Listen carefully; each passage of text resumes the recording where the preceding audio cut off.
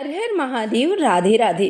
हर साल बुराई पर अच्छाई की जीत के याद के रूप में फागुन पूर्णिमा तिथि पर होलिका दहन किया जाता है एवं होली का यह पावन पर्व मनाया जाता है।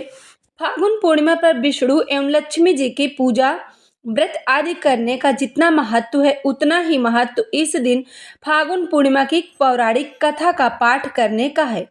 मान्यता है कि ये कथा सुनने से यश, कीर्ति, धन धान्य और संतान सुख प्राप्त होता है तथा मरणों उपरांत वैकुंठ धाम की प्राप्ति होती है। व्रत कथा प्रारंभ करने से पहले कमेंट में राधे राधे जरूर लिखें। महर्षि कश्यप की पत्नी एवं दक्ष पुत्री दिति के गर्भ से हिरण्यकश्यप और हिरण्याक्ष का जन्म हुआ। दोनों ही महाबलशाली थे। फलस्वरूप देवताओं को पराजित करके दोनों भाइयों ने स्वर्ग पर अपना अधिकार कर लिया। उनके अत्याचार से देवलोक में हाहाकार मच गया। अंततः भगवान विष्णु ने वाराह अवतार लेकर हिरण्याक्ष का वध कर दिया। अपने भाई की मृत्यु से क्रुद्ध हिरण्यकश्यप भगवान विष्णु को अपना शत्रु मान बैठा और उनसे प्रतिशोध लेने के लिए भगवान ब्रह्मा की तपस्या करने लगा। उधर हिरण्यकश्यप की अनुपस्थित में देवताओं ने दैत्यों पर आक्रमण कर दिया और स्वर्ग पर अपना पुनः अधिकार प्राप्त किया। हिरण्यकश्यप की पत्नी कयाधु उस समय गर्भवती थी, जिसे देवराज इंद्र ने बंदी बना लिया। वो कयाधु को लेकर अमरावती जा रहे थे। तभी मार्ग में उन्हें देवर्षि नारद मिल गए। नारद जी इंद्र के साथ कयाधु को देखकर बोले, देवराज आप इसे लेकर कहाँ जा रहे हैं? ये सुनकर इंद्र ने कहा, हे महर्षि, कयाधु गर्भवती है। इसके गर्भ में हिरण्यकश्यप जैसा दुरात्मा का अंश है। इसका वध करके मैं छोड़ दूंगा। इस पर देवर्षि नारद बोले, इसके गर्भ में तो श्री नारायण का परम भक्त है, अतः इसे छोड़ दो। इंद्र नारद मुनि की ये बात सुनकर देवराज कयाधु को छोड़ दिया। महर्षि नारद हिरण्यकश्यप की पत्नी को अपने आश्रम में ले गए और बोले, बेटा, जब तक हिरण्यकश्यप की तपस्या पूरी नहीं हो जाती तब तक तुम निश्चिंत होकर यहीं रहो। तब से कयाधु देवर्षि नारद के आश्रम में रहने लगी और उनके दिव्य प्रवचनों का रसपान करती रही, जिसका गर्भ में पल रहे शिशु पर बहुत बड़ा गहरा प्रभाव हुआ। जब समय आया तो कयाधु ने पुत्र को जन्म दिया, जिसका नाम रखा गया प्रहलाद। इधर हिरण्यकश्यप की तपस्या जब पूरी हो गई तो ब्रह्मा जी ने प्रसन्न होकर उन्हें मनवांछित वरदान दिया, जिसके पश्चात वे अपने राज्य वापस लौट आया। कयाधु भी प्रहलाद को लेकर अपने पति के पास चली आई।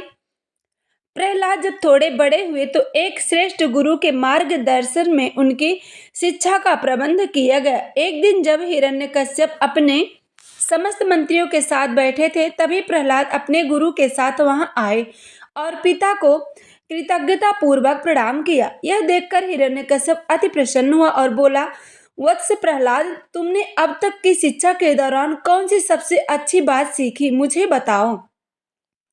ये सुनकर प्रहलाद ने कहा, पिताश्री, मैंने अब तक जो सबसे अच्छी बात सीखी है वे है कि जो आदि, मध्य और अंत से रहित अजन्मा है, इस जगत के पालनहार है, दीन दुखियों के स्वामी है, उन श्री हरि को मैं बारंबार प्रणाम करता हूँ। ये बात सुनकर हिरण्यकश्यप क्रोध से लाल हो उठा। उसने प्रहलाद के गुरु पर चीखते हुए कहा, अरे मूर्ख ब्राह्मण, तूने मेरे इस बालक को मेरे परम शत्रु का गुणगान करने की शिक्षा क्यों दी? प्रहलाद ने गुरु से कहा, दैत्यराज, आप क्रोध त्याग दे।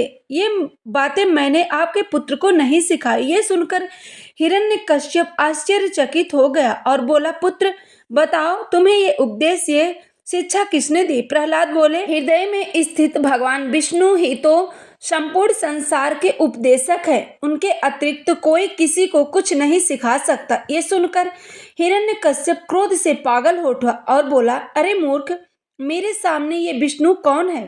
तू क्यों बार बार उस दुष्ट का नाम ले रहा है? क्या तू इसका परिणाम जानता है? हिरण्यकश्यप ने प्रहलाद को बहुत समझाया, मृत्युदंड का भय दिखाकर भी विष्णु भक्ति से दूर करना चाहा, परंतु प्रहलाद के मन में भगवान विष्णु के प्रति श्रद्धा तनिक भी कम ना हुई। इसके पश्चात क्रोधित हिरण्यकश्यप ने अपने सेवकों को आगे कि तुम इस दुरात्मा को मौत के घाट उतार दो। इस शत्रु प्रेमी से मुझे कोई लाभ नहीं। यह कपूत तो अपने ही कुल का नाश कर देगा। देवराज हिरण्यकश्यप की आज्ञा अनुसार उनके सैनिक ने प्रहलाद पर तरह तरह के अत्याचार किए और उन्हें मारने का प्रयास किया, परंतु हरि कृपा के कारण वो सब प्रहलाद का वाल विभागा करने में असमर्थ रहे। हिरण्यकश्यप यह देखकर बहुत क्रोधित हुआ। अंततः उसने अपनी बहन होलिका को आदेश दिया कि वो प्रहलाद को गोद में लेकर अग्नि में बैठ जाए, क्योंकि होलिका को यह वरदान था कि अग्नि से उससे कोई हानि नहीं होगी। अपने भ्राता का आदेश मानकर होलिका प्रहलाद को अपनी गोद में लेकर अग्नि में बैठ गए। उस समय प्रहलाद हाथ जोड़कर आंखें बंद कर निरंतर प्रभु ध्यान में मग्न रहे और नारायण नारायण का जप करते रहे।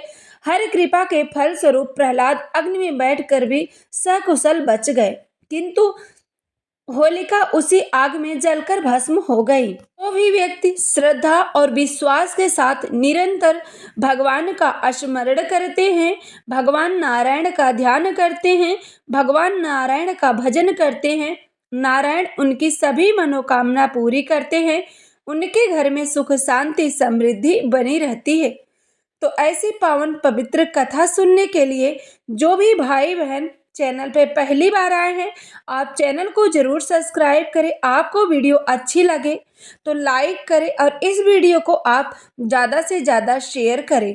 कमेंट में राधे राधे श्री हरि नारायण जरूर लिखें।